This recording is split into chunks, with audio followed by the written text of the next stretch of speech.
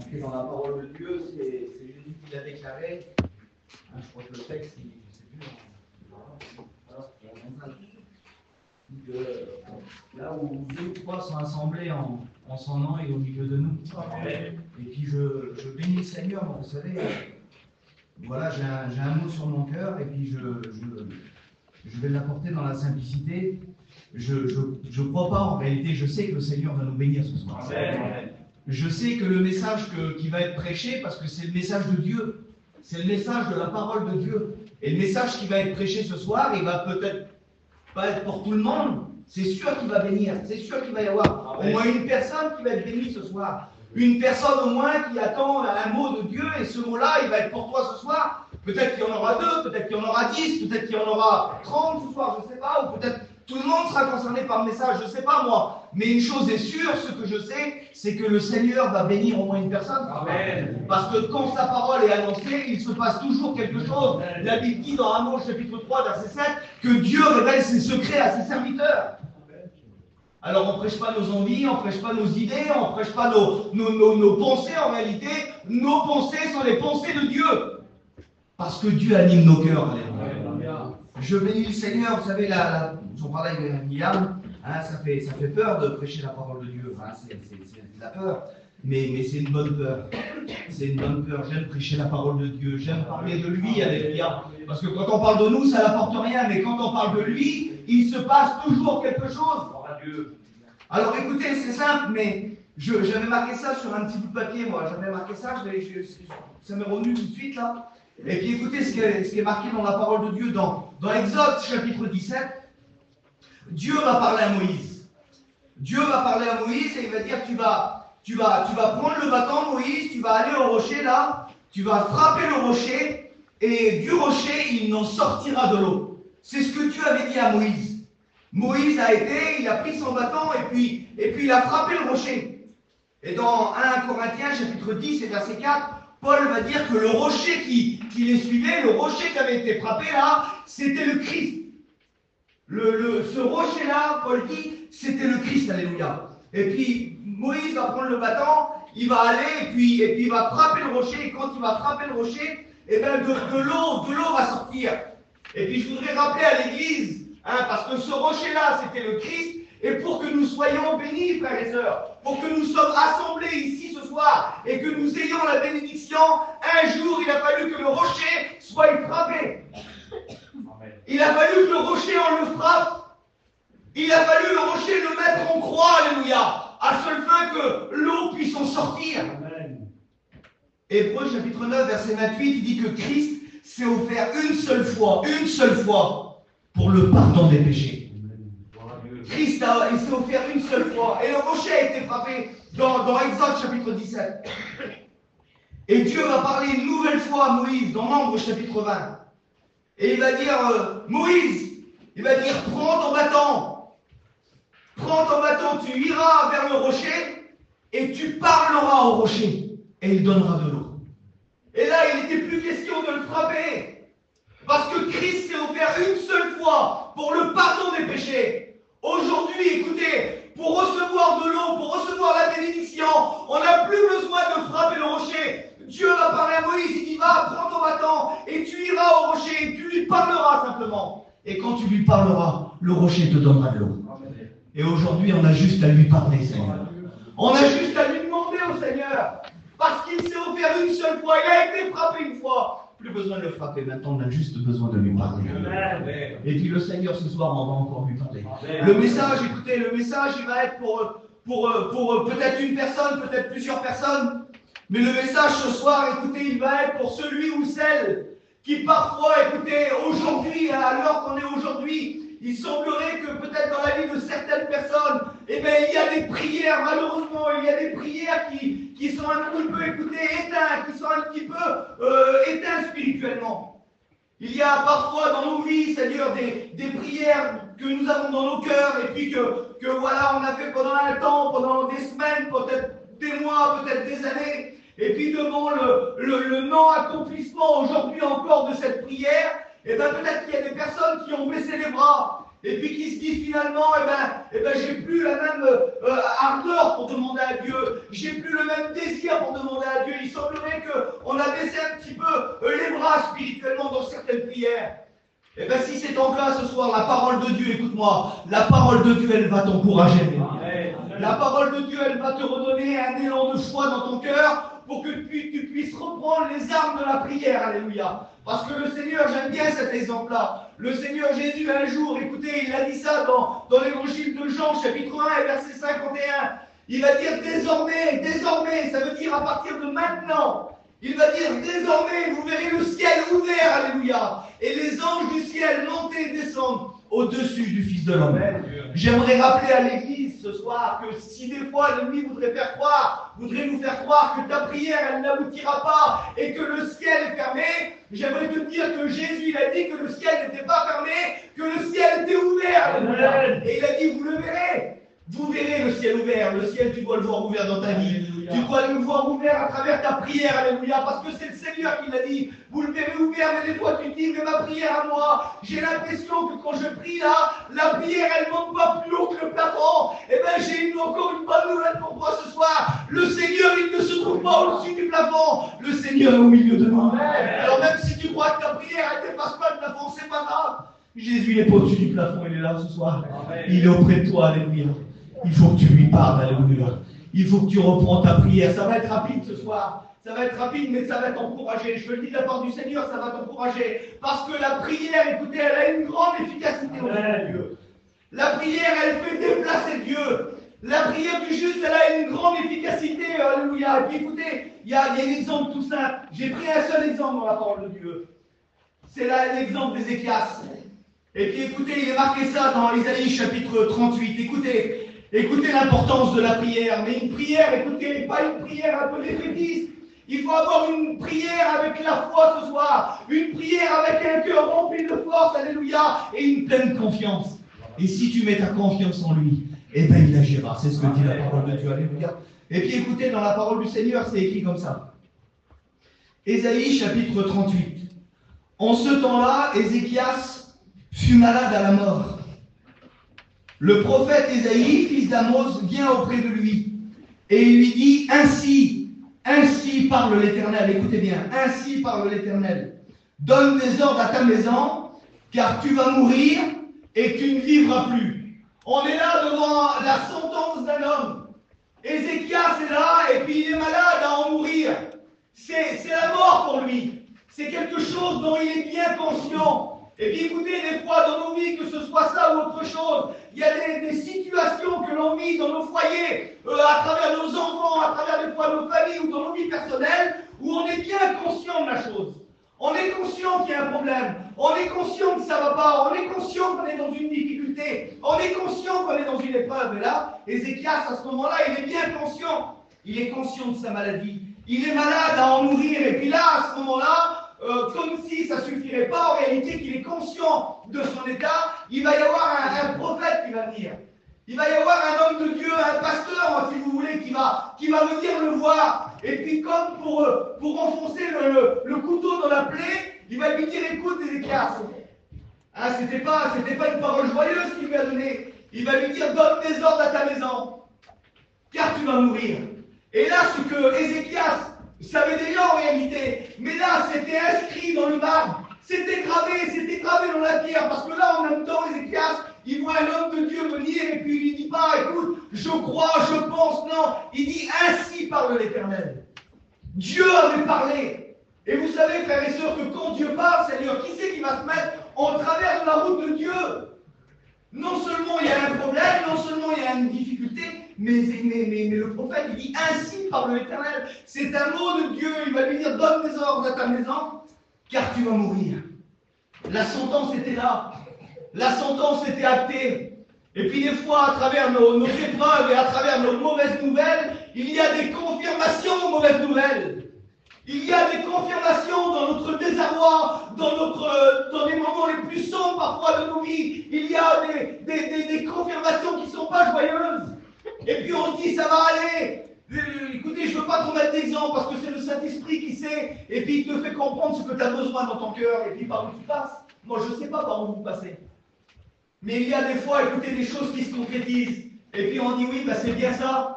C'est bien la misère chez moi, c'est bien la misère dans le foyer interne, c'est bien la misère dans ma vie là où je passe. Et puis Ézéchias, quand il va recevoir cette mauvaise nouvelle là, écoutez ce que dit la parole de Dieu. La Bible dit que Ézéchias, à ce moment-là, il va tourner son visage contre le mur. Et puis un jour, j'étais dans une réunion. J'étais dans une réunion et j'ai lu ce passage-là. Et quand j'ai lu ce passage-là, Seigneur, on dirait qu'il y a une petite lumière qui s'est éclairée dans mon cœur. Et puis j'ai relu le passage-là, j'ai relu ça. Écoutez, Ézéchias, il va faire quelque chose d'étonnant qu'il va faire. Ézéchias va tourner le visage contre le mur. Et puis écoutez, c'est pas dit qu'il est allongé dans le lit, c'est pas dit qu'il va mourir, mais il n'est pas alité à ce moment-là, c'est pas marqué dans la parole de Dieu. Il était peut-être assis, il était peut-être debout, je ne sais pas où il était, mais en tout cas, la Bible dit qu'à un moment donné, quand il va recevoir cette nouvelle, la Bible dit qu'il va tourner le visage contre le mur. Et puis il y a une pensée qui m'est venue dans mon cœur, et puis je vous la donne comme ça tout simplement. Je me suis dit, Seigneur, quelle différence qu'il y a entre se tourner face au mur et avoir le dos au mur. Mais c'était comme ça dans mon cœur. J'ai dit, Seigneur, c'est pas possible. Et puis ça m'a interpellé. Je me suis dit, mais pourquoi qu'il tourne le visage contre le mur? Et puis je vais l'imager, je vais le spiritualiser ce soir. Mes frères et sœurs, écoutez, Église de Dieu, il y a une différence quand on tourne le visage contre le mur et lorsqu'on a le dos au mur. Et puis j'ai regardé dans le dictionnaire là, et je me suis dit, tiens, j'ai eu la réflexion là, dos au mur, ça m'a venu comme ça dans l'esprit. Et j'ai voulu savoir exactement ce que ça voulait dire. Et puis dans le dictionnaire, c'est marqué, lorsqu'on a dos au mur, là, c'est la signification, écoutez, je l'ai marqué là, signification dos au mur, c'est ne plus avoir le choix. Mais Ézéchias, on dirait qu'à ce moment-là, il veut faire passer un message. Parce qu'il y a une différence entre tourner le visage contre le mur et être dos au mur. Être dos au mur, ça veut dire qu'on n'a plus le choix. La situation, écoutez, on est dos au mur, on n'a plus qu'à accepter la situation. Et Ézéchias, à ce moment-là, il ne veut pas se mettre dos au mur, il n'accepte pas la situation, mais il tourne le visage contre le mur. Et parfois, dans nos difficultés, devant Dieu, oui, c'est des murs qui se présentent. Mais le mur, écoutez, le mur aujourd'hui, là, il ne faut pas lui tourner le dos, mais il faut lui faire face. Amen. C'est ça la différence. Être dos au mur, j'accepte. J'accepte, je me résigne. Et bien, ça sera comme ça, parce que, écoutez, pour lui, il aurait pu se mettre dos au mur, hein. Parce qu'en plus, un serviteur de Dieu est venu lui dire que de la part de Dieu, c'est fini. Tu vas mourir. Alors écoutez, si on a une réponse comme ça du ciel, frères et sœurs, une réponse de Dieu comme ça, tu vas mourir, tu ne vivras plus dans la difficulté, là, ton foyer, c'est fini. Écoutez, ton compagnon ou ta compagne, ils ne se convertiront pas, tes enfants ne se convertiront pas, la misère, elle sera toujours chez toi. Et bien, si Dieu, écoutez, par la bouche d'un prophète ou d'un serviteur de Dieu, viendrait nous dire ça, ainsi parle l'Éternel, et bien, écoutez, plusieurs fois, on se mettrait dos au mur. Parce que c'est Dieu qui a parlé. Il dit, bah j'accepte, voilà. Mais Ézéchias ne fait pas ça. Ézéchias, lui, il ne se met pas dos au mur. La Bible dit que Ézéchias, il fait face à son mur. Et puis c'est vrai que la difficulté, elle est là. Parce que quand il se retourne, écoutez, il est encore malade. La difficulté est là. Et puis parfois, écoutez, c'est un mur devant nous. Je ne vais pas mettre d'exemple, mais des fois, écoutez, dans nos vies, il y a des murs. Il y a des murs qui paraissent très grands, des murs qui paraissent très épais. Mais je vous ai dit devant Dieu la différence entre être dos au mur et puis faire face à son mur, vous allez voir la différence. Parce que être dos au mur, tu ne peux rien faire. Tu es dos au mur, tu ne peux pas le combattre, tu ne peux pas essayer de l'escalader, tu ne peux pas essayer de le briser, tu ne peux rien faire. Tu acceptes la situation. Mais la parole de Dieu va t'encourager ce soir de ne pas accepter la situation parce qu'il y a une solution. Il y a une solution, alléluia. Et Ézéchias, il va être là. Il va se mettre face à son mur et la Bible dit qu'il va prier.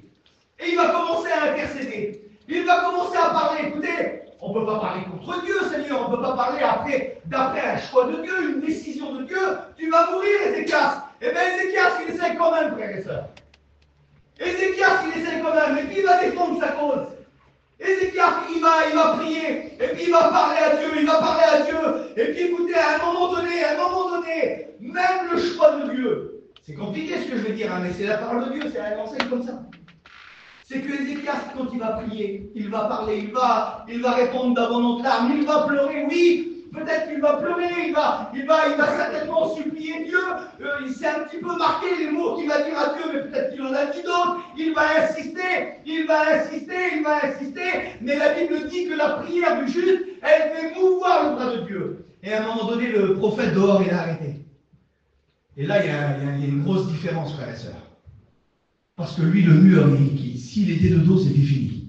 Mais il s'est mis face au mur et par la prière, au nom du Seigneur, le mur a été brisé. Dieu a parlé aux serviteurs de Dieu, puis il a dit, tu retournes. Pourquoi Dieu changerait de décision? Dieu pourrait-il changer une décision? La décision de Dieu pourrait-elle changer, frères et sœurs? La décision de Dieu pourrait-elle changer? Il va lui dire, tu vas retourner. Il va dire, ainsi parle l'Éternel, le Dieu de David, de ton père. Il va dire, j'ai entendu ta prière. Et à ce moment-là, le prophète, quand il va revenir, là, il va parler à Ézéchias, et puis vous connaissez l'histoire, il va lui redonner 15 ans à sa vie. C'est-à-dire que même dans la décision de Dieu, parce que nous, on se dit, écoutez, ça ne changera pas, c'est comme ça, c'est fini, j'ai pris une résolution dans mon cœur, là, ma femme ou mon mari ne viendra jamais à Dieu. Il est trop dur. Mes enfants, ils en font trop. Et puis, Seigneur, mettez tout ce que vous voulez. Mettez vos problèmes, mettez vos prières un petit peu avec les bras baissés. Pour moi, ça ne changera pas, c'est fini. Eh bien, laisse-moi te dire que la prière, elle a même fait changer le choix de Dieu. Le choix de Dieu, la prière l'a fait changer. Et puis, il a redonné 15 ans à Ézéchias. Je ne sais pas ce que tu passes ce soir. Mais le diable voudrait te mettre dos au mur. Et puis te dire, pour toi, c'est pas possible.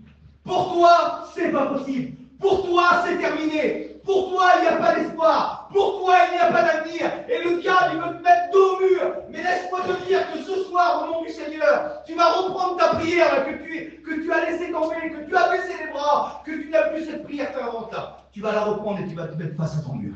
Amen. Je te le dis de la part du Seigneur. Écoute, moi j'ai marqué ça. Mets-toi face à ton mur de la maladie. Mets-toi face à ton mur là, du foyer divisé. Face au mur du découragement. Face au mur du conflit familial. Il y a plein de murs dans la vie. Et bien ce soir, tu vas te lever au nom du Seigneur. Tu vas te tourner contre ton mur. Et tu vas reprendre la prière. Amen. Vous savez, les murs, des fois, ils sont infranchissables. Hein. Les murs, c'est compliqué. Et puis des fois, il y a des décisions. Je vous l'ai dit, écoutez. Moi, je le dis, voilà, vous, Seigneur, vous me connaissez maintenant. Et puis, on fait souvent prier pour mon petit. Et puis je le dis parce qu'il n'est pas là ce soir. Il n'est pas venu ce soir. Vous savez, il y a un petit mois à l'arrière de ça, on était au magasin, puis le petit, il avait une baisse de diabète. Il a fait une grosse baisse. Il avait plus de sucre dans le sang, l'appareil a sonné, il avait plus de sucre. On l'a assis là, et puis on y a redonné du sucre, et le petit ne revenait pas. Il s'est mis les mains comme ça, il s'est mis sur la table, il a dit je suis fatigué, il était tout vert dans la figure, et puis on y a pris la glycémie, il y avait zéro, il n'y avait plus de sucre dans le sang, et les médecins de l'hôpital ils nous ont dit si ça peut se produire, le jour où ça se produit, votre enfant il peut tomber dans un coma. Alors nous, on a une piqûre exprès pour le sortir du coma, on a un produit pour y mettre dans le nez là, et le petit on l'a assis, et puis le petit, il a paniqué un petit peu si vous voulez, et puis j'ai dit mon petit, il dit c'est rien, parce qu'il sait qu'il peut tomber dans le coma, le petit il a les gratuits, ils l'ont dit, et puis j'ai dit c'est rien mon petit, si tu tombes dans le coma, on a une piqûre, on a le produit pour te ramener, hein, pour que tu reviens. Et puis le petit à ce moment-là, il a dit ça, vous savez ce qu'il a dit? Il a dit papa, si je pars, il a dit ramenez-moi pas. J'ai dit mon petit, qu'est-ce que tu dis quand même? Non, il dit Seigneur, je ne veux pas revenir. Mais j'ai dit, t'es un fou, mon petit, qu'est-ce que t'as? Il dit comme ça, j'aurai plus de tracas. J'y pense, je me suis un petit peu énervé, mais j'ai dit, non, mon fils, quand même, pense le tracas que t'as. Il a 11 ans, mon petit, hein. J'ai dit, quel tracas, mon fils, t'as pas de tracas? Il dit, j'ai pas de tracas, mon père. Il dit, tu crois que 5 piqûres par jour, c'est pas du tracas? Parce qu'il fait 5 piqûres d'insuline par jour. Il dit, tu crois que 5 piqûres par jour, c'est pas du tracas? Il dit, mon père, je veux pas revenir. Et puis vous comprenez bien que pour des parents, dans nous, ça nous a fait courant, hein, ça nous a traversé. Hein. Et puis dans mon cœur, écoutez, eh ben, c'est ce mur qui s'est dressé. Mon petit, ça fait 2 ans que le mur il est devant moi, mais je vous dis la part de Dieu, que je ne baisse pas les bras. Parce que le Seigneur est capable de guérir. Le Seigneur est capable, écoutez, il était voué à la mort, Ézéchias, c'était fini pour lui. Mais Dieu, écoutez, a changé d'avis. Parce que Ézéchias n'a pas baissé les bras. Alors moi aussi j'ai un mur, mais quand je me retourne, écoutez, contre le mur là, devant Dieu, je ne me tourne pas le dos au mur. Les gars, quand on va à l'hôpital, ils m'ont dit, monsieur, il n'y a pas de guérison possible pour votre fils. Ça a dit comme ça. Oui, ben c'est la décision du monde. Mais je ne tournerai pas le dos au mur. Alléluia. Je lui fais face tous les jours. Et je prie tous les jours, et je crois au nom du Seigneur que le Seigneur est capable. Alors, ma prière, est-ce qu'elle change? Est-ce que ma prière a moins d'efficacité? Non. Même si aujourd'hui, depuis 2 ans, je ne l'ai pas vu. Mais je crois en la puissance du Seigneur. Je me mets face à mon mur tous les jours. Et je prie, alléluia. Vous savez, écoutez, je vais fermer la parole de Dieu. Vous savez, dans Nombre chapitre 11, écoutez la prière de Dieu avait aussi décidé une sentence, le peuple avait murmuré.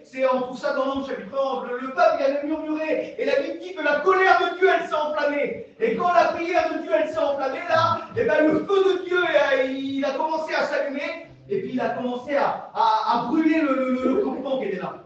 Et la Bible dit ça, écoutez, que Moïse, le peuple, il est venu chez Moïse, et puis ils ont dit, Moïse, prie le Seigneur. Et Moïse a prié l'Éternel, alléluia. Et la Bible dit que lorsque Moïse a prié l'Éternel, alléluia, le feu, il s'est éteint. Amen. La prière du juste, elle a une grande efficacité. Alors ce soir, qu'est-ce que tu vas faire? Tu vas te mettre dos au mur? Seigneur, tu me dis quoi, toi? Seigneur, qu'est-ce que je dois faire? Je dois baisser les bras, je dois plus prier, je dois accepter. Non, n'acceptez pas. C'est dans Luc chapitre 18, le Seigneur, il est là. Écoutez, c'est le Seigneur Jésus. Il savait ce qui se passait. Moi, je ne sais pas ce qui se passe dans les cœurs, mais le Seigneur le savait. La Bible dit qu'il fait approcher le peuple qui est là. Luc chapitre 18, il fait approcher le peuple. Et la Bible dit que Jésus leur donna une parabole.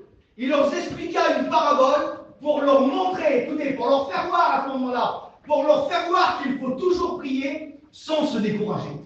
Donc le Seigneur savait que dans leur prière, le peuple était découragé. Et le Seigneur les fait venir. Et puis il leur dit, écoutez, je vais vous expliquer une parabole, moi. Je vais vous montrer, moi, qu'il faut toujours prier, il ne faut pas se décourager. Et puis à ce moment-là, il leur donne la parabole de la pauvre veuve et du juge.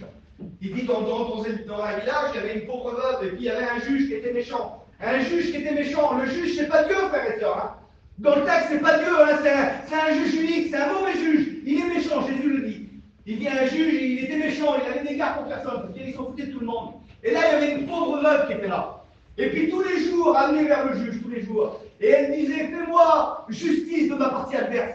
Fais-moi justice de ma partie adverse. Et Jésus va dire, cette veuve-là, elle venait importuner le juge là, tous les jours amenée. Et puis il lui disait, fais-moi justice. Et puis Jésus va dire, bien que ce juge était méchant, et qu'il n'avait d'égard pour personne, il s'en foutait de tout le monde.